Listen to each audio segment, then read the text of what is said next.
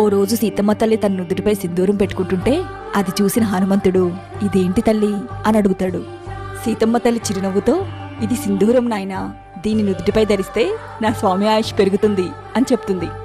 అది విన్న హనుమంతుడు పరుగున వెళ్లి సింధూరం తీసుకుని ఒళ్ళంతా పూసుకుని రామనామం జపిస్తుంటాడు. హనుమంతుడి ఆ రూపాన్ని చూసిన రాముల వారు ఏంటయ్యా హనుమా, ఒళ్ళంతా ఈ సింధూరం ఏంటి అని అడుగుతారు. అందుకు హనుమంతుడు నా తల్లి సీతమ్మ కొంచెం సింధూరం నుదుటిపై పెట్టుకుంటేనే మీ ఆయుష్ పెరుగుతుందంటే నేనిలా ఒళ్ళంతా సింధూరం పెట్టుకుంటే మీ ఆయుష్ ఇంకెంత పెరుగుతుందో కదా ప్రభు అని అమాయకంగా జవాబిస్తాడు.